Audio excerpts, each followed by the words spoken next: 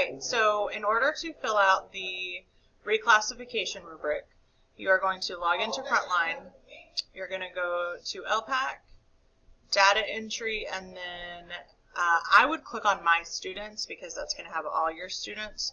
So you can just go through that Google form and find the kids who are on there who are also on, who are your students, and do those in order.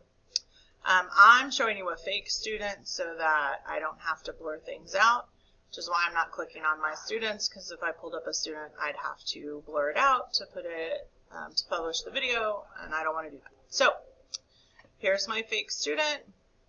I'm going to change my screen to EOY Annual Review. Yours will probably be a different number, but you're looking for EOY Annual Review. So remember, you're only doing this for the students who are on that list. So if you scroll down, I will have already put in, yes, the student meets reclassification criteria, and then, or actually pending state assessment results. That's what you're going to see. So it will already have this clicked, but I want you to click View Teacher Reclassification Rubric. When you do that, it's going to bring you to this screen. We want 21, 22, and if you are completing it, complete. So under academic language, it's asking two questions. For listening and reading, this student can do grade appropriate work with no second language acquisition support needed to be successful. And then the other one is speaking and writing. This student can do this work with no second language acquisition needed to be successful.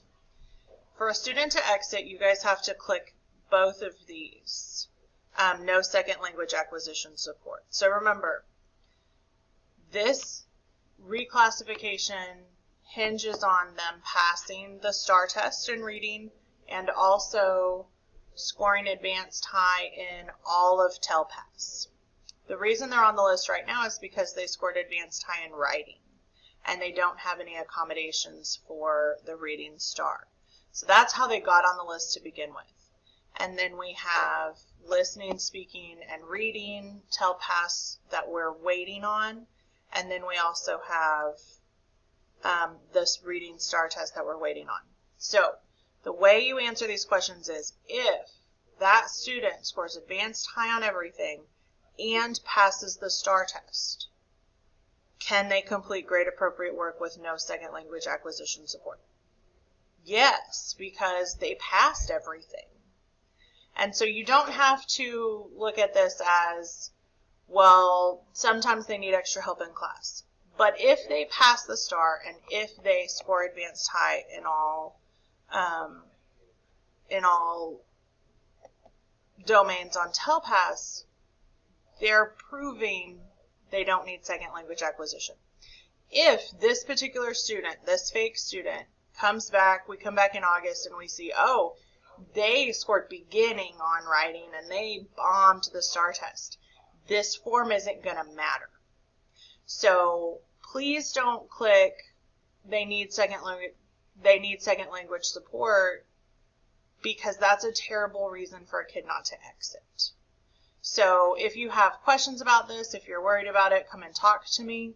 But for the most part, these kids didn't get any accommodations for the STAR test. So if they pass the STAR with no accommodations, they should meet this criteria.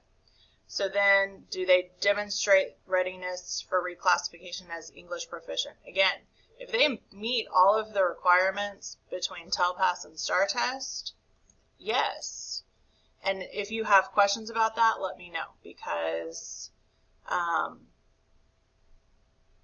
again, I've had kids who would have exited except for this reclassification rubric, and that's a bummer for these students. So we're going to click on these, click this. You don't need to add any comments, and then add my signature, and then save. And so that's how you complete this form for these students.